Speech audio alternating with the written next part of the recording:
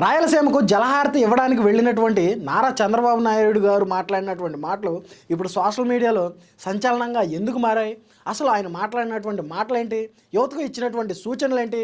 అసలు రాయలసీమకు జలహారతి కోసం వెళ్ళినటువంటి ఆయన ఈ మాటలు మాట్లాడడానికి గల కారణం ఏంటి?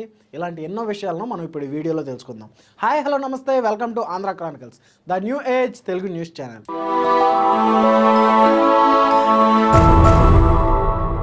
ఆంధ్రప్రదేశ్ రాష్ట్ర ముఖ్యమంత్రి నారా చంద్రబాబు నాయుడు గారు నిన్న రాయలసీమలో హంద్రీనివా ప్రాజెక్టును ప్రారంభించడానికి జలహారతి ఇవ్వడానికి వెళ్ళినటువంటి ఆయన ఆ మీటింగ్లో మాట్లాడుతూ ఇప్పటికే ఎంతోమంది యువతకు రాష్ట్రంలో పెట్టుబడులు పెట్టడానికి ఎన్నో వేల కంపెనీలు వచ్చాయని, దానిలో భాగంగానే యువత ఆనందం వ్యక్తం చేస్తున్నారని, త్వరలోనే ఉద్యోగాలు కూడా రాబోతున్నాయని, వాళ్ళ యొక్క ఏజ్ వయో పరిమితి దాటక ముందే వాళ్ళకి ఉద్యోగాలు వస్తాయని, అలాగే గతంలో 2019 నుండి 2024 మధ్యలో హయాంలో ఉన్నటువంటి వైఎస్ఆర్సీపీ పార్టీ యువతకు ఎంతో అన్యాయం చేసిందని, వాళ్ళ వయసు వయో పరిమితి దాటిపోయి ఉద్యోగాలకు అనర్హత పొందడానికి గల కారణం కేవలం వైఎస్ఆర్సీపీ పార్టీ అనే వాళ్ళు తెలియజేశారు.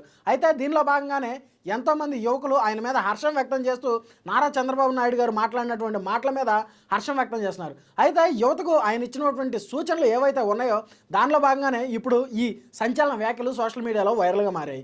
అయితే ఆయన మాట్లాడుతూ యువత ఖచ్చితంగా మీరు ఉద్యోగాలు వస్తాయి, ఉద్యోగాలు వచ్చే వరకు టైం వేస్ట్ చేయకుండా స్కిల్ డెవలప్మెంట్ అనేది మీరు పెంపొందించుకోవాలి, దానిలో భాగంగానే ఖాళీ దొరికిన సమయంలో ఖాళీగా ఉండకుండా ఖచ్చితంగా మీరు చదువుకోవాలి, ఖచ్చితంగా ఎన్నో ప్రముఖ కంపెనీలు ఆంధ్రప్రదేశ్లో పెట్టుబడులు పెట్టడానికి సిద్ధంగా ఉన్నాయి, దానిలో భాగంగానే ఎన్నో లక్షల మంది యువతకు ఆంధ్రప్రదేశ్లో ఉద్యోగాలు రానున్నాయి, దానిలో భాగంగానే నారా లోకేష్ గారు కూడా ఎంతో కృషి చేస్తున్నారు.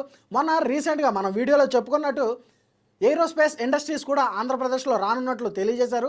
ఎంతోమంది యువత కళలు సాకారం కాబోతున్నాయని కూడా ఆయన తెలియజేశారు. మరి దీని మీద ఎంతోమంది యువత హర్షం వ్యక్తం చేస్తూ నారా చంద్రబాబు నాయుడు గారు ప్రవేశపెట్టినటువంటి వాట్సాప్ యూజర్ యాప్ను కూడా వాళ్ళు ఉపయోగించుకోవాలని, దానిలో భాగంగానే ఇప్పటికే 550 గవర్నమెంట్ పథకాలను కూడా ఉపయోగించుకోవడానికి ఈ వాట్సాప్ యూజర్స్కి యూజ్ అవుతుంది కూడా ఆయన తెలియజేశారు. దీనిలో భాగంగానే ఆగస్టు 15 నుండి 550 నుండి 700కు పెంపొందించినట్లు కూడా ఆయన తెలియజేశారు. అయితే దీనిలో భాగంగానే ఇప్పటికే సూపర్ 6లో భాగంగా దీపం పథకం కింద గ్యాస్ బండ్లు, మహిళలకు ఉచిత బస్సు ఆగస్టు 15 నుండి, అయితే ఆటో డ్రైవర్లు నష్టపోతున్నారు కాబట్టి ఆటో డ్రైవర్లకు కూడా సహాయ నిధి అందించబోతున్నట్లు, అలాగే స్కూల్ పిల్లలకి తల్లికి వందనం పేరుతో ఇంట్లో ఎంతమంది ఉంటే అంతమంది పిల్లలకి ఇప్పటికే తల్లికి వందనం అమలు చేశామని, అలాగే రైతులకు చేదోడుగా ఇవ్వబోతున్నట్టు కేంద్రం నుంచి సగం, అలాగే రాష్ట్ర ప్రభుత్వం సగం కింద రైతులకి నష్టపోయినటువంటి రైతులకి రైతన్న చేయూత అనేటువంటి ప్రోగ్రాం కింద కూడా చేయబోతున్నట్లు ఆయన తెలియజేశారు. అయితే దీనిలో భాగంగానే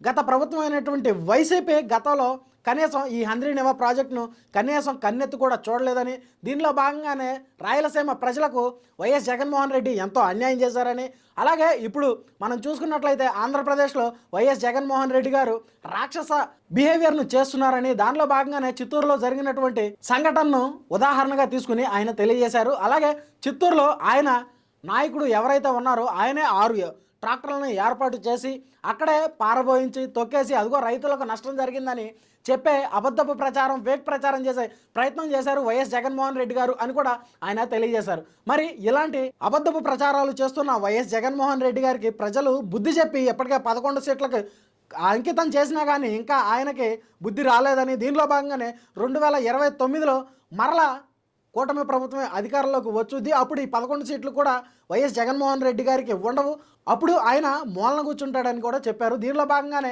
అయితే కూటమి ప్రభుత్వంలో యువతకు ఎలాంటి అన్యాయం జరగదని, ఖచ్చితంగా ఉద్యోగాలు వస్తాయని, ఉద్యోగాలు వచ్చే వరకు మీరు కుటుంబాల మీద, తల్లిదండ్రుల మీద ఆధారపడకుండా నిరుద్యోగ భృతి కూడా కల్పిస్తానని ఆయన ఈ ప్రోగ్రాంలో భాగంగా తెలియజేశారు.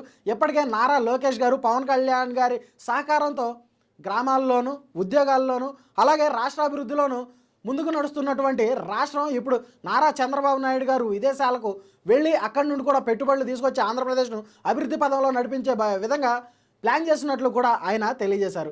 మరి దీనిలో భాగంగానే అధికారులు, ప్రజలు కూడా సహకరించాలని, సహకరిస్తే మరింత ఉత్సాహంతో మేము ఈ పనులు చేయడానికి, అభివృద్ధి కార్యక్రమాలు చేయడానికి మాకింకా ప్రోత్సాహంగా ఉంటుందని కూడా ఆయన తెలియజేశారు.